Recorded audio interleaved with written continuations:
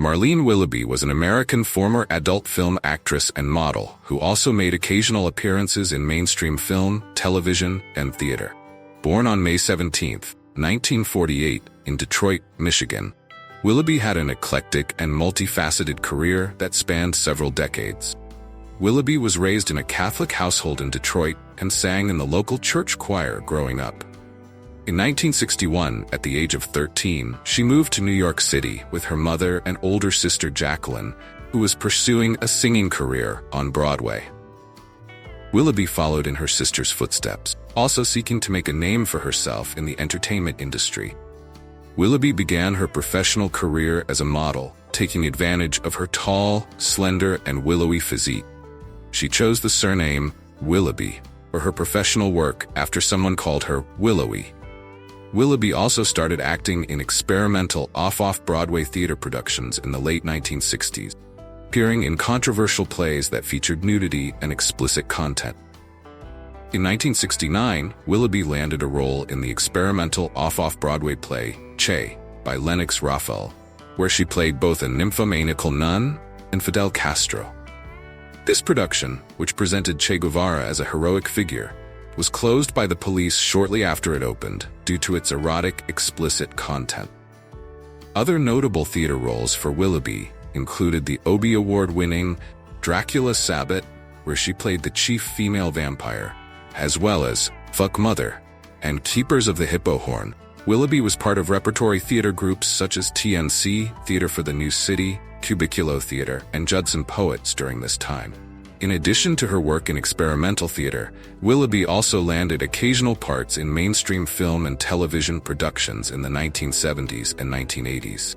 Her credits include the films No Place to Hide, 1970, Up the Sandbox, 1972, I, the Jury, 1982, Trading Places, 1983, and Married to the Mob, 1988. She also appeared in walk-on roles in various television shows filmed in the New York area. Despite her success in mainstream acting, Willoughby's financial situation remained precarious.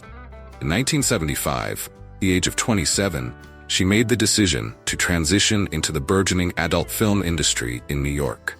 This was a strategic move, as the adult film industry offered more lucrative opportunities compared to the sporadic mainstream acting roles she had been securing. Willoughby's first hardcore erotic film appearance was in 1975. Over the next decade, she became a prolific performer in the adult film industry, appearing in numerous notable productions. Some of her most well-known adult film credits include the opening of Misty Beethoven, 1976, The Farmer's Daughters, 1976, Outlaw Ladies, 1981, and Foxtrot, 1982. In addition to her work as an adult film actress, Willoughby also wrote columns for various adult magazines such as High Society and Velvet. She was known for often delivering her adult film performances in a tongue-in-cheek, humorous manner. Throughout her adult film career, Willoughby never abandoned her aspirations for mainstream success. She continued to secure small roles in television and film productions, often playing bit parts or appearing as an extra. This included roles in shows like The Equalizer and films such as Married to the Mob. Willoughby was also known as an activist who spoke out in favor of the adult film industry during her career. She used her platform to advocate for greater acceptance and legitimacy of erotic, challenging the stigma surrounding the industry. Willoughby retired from the adult film industry in 1985 at the age of 37. After her retirement, she continued to make occasional appearances in mainstream productions, including the 1988 film Married to the Mob. Willoughby's later years were marked by a degree of privacy and mystery. Little is publicly known about her life after her retirement from the entertainment industry. She has maintained a low profile, and details about her current whereabouts and activities remain largely unknown. Marlene Willoughby's career was a unique blend of mainstream and adult entertainment. She navigated both worlds with a sense of artistry and a willingness to challenge societal norms. Performances in experimental theater productions and her advocacy for the adult film industry demonstrated her versatility and her commitment, pushing boundaries.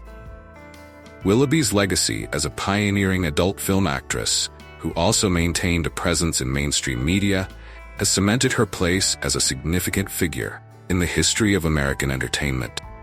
Her multifaceted career and her ability to transcend the stigma surrounding the adult film industry have made her a subject of ongoing fascination and study. If you enjoyed this video and would like to see more content like this, please consider subscribing to our channel. By subscribing, you'll be notified when we upload new videos.